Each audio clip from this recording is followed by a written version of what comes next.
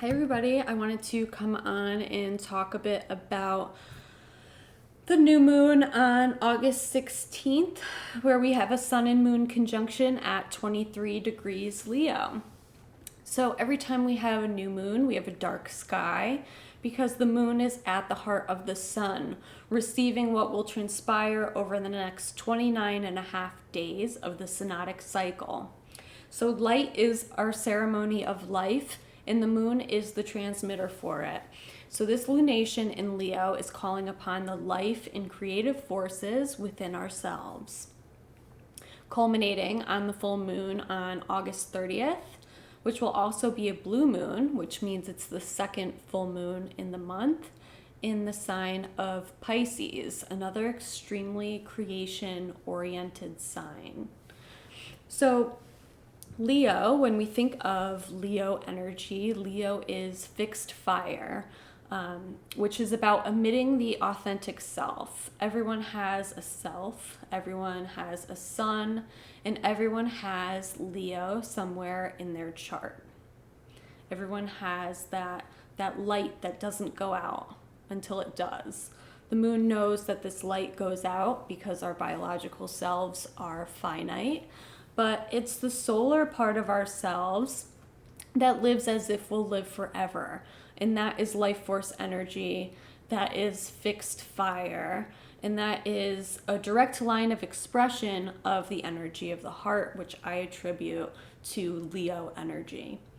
So to be seen as we are in our authentic form, living and expressing from the heart, is a core human need.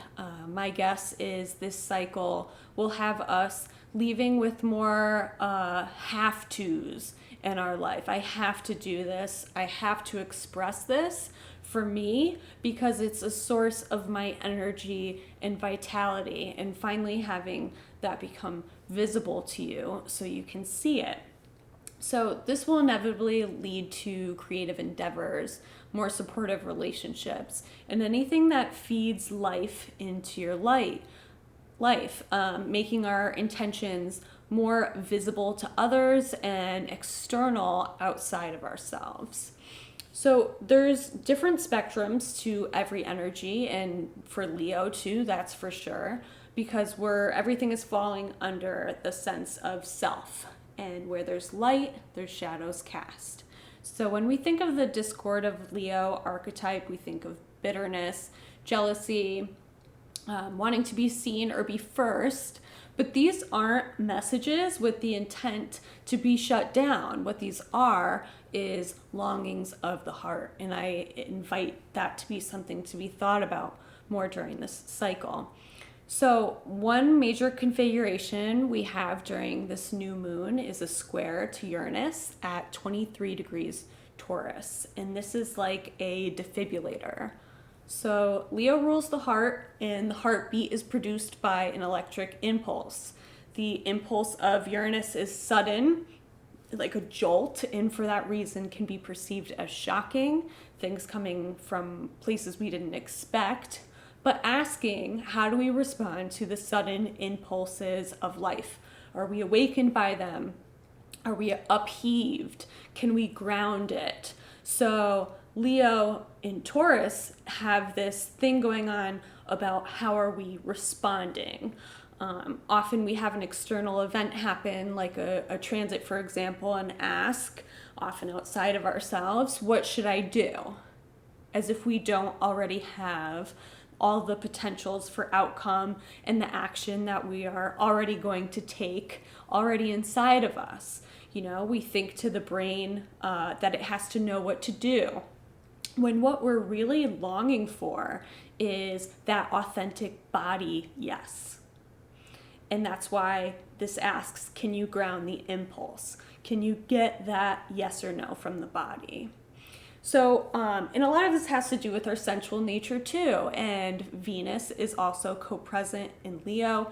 Its retrograde cycle has been a major signature of this summer, and it's a major signature for this lunation just as well. So on August 22nd, as we enter the first quarter phase of the moon, which is also the most action-oriented phase, we have Venus squaring Jupiter in retrograde, which it had done on June 11th in direct motion. So squares are action inviting. So taking action is always auspicious at this time. But what we might find ourselves doing is having to tend to some of the weeds from seeds that we planted around June 11th when we first had that Venus-Jupiter square. As these fruits were trying to bloom, need room for their roots to take root.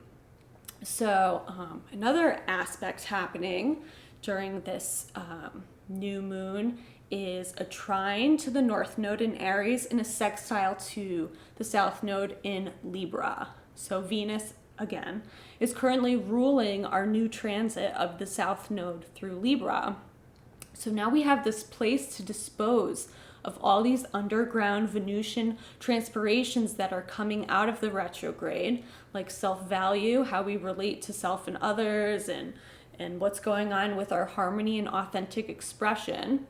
So right now, as we're coming out of what is probably the most difficult portion of the retrograde, we have that support from the lunar nodes, which are obviously very highly impactful, potent points that represent some kind of karmic underplay going on. So let's talk about Venus's visibility. So on August 13th, Venus made its inferior conjunction with the sun.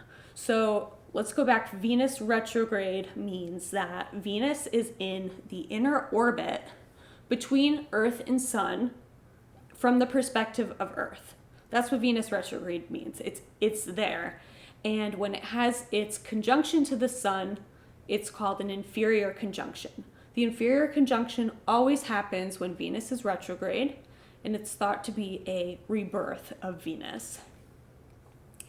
And this brings us to visibility, because visibility of a planet with the naked eye in the sky is related to how close it is to the sun. The sun blinds and obstructs our vision as much as it enhances and illuminates things.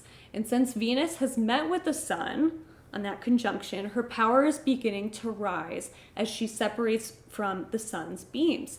And she will eventually become visible to us around August 24th in the mornings, as she has now become a morning star. So why I think visibility is so important, obviously it's a cornerstone in astrology, but also life is constantly bringing us opportunities. It's not a question of whether or not they're there, it's a question of whether or not we're able to see them.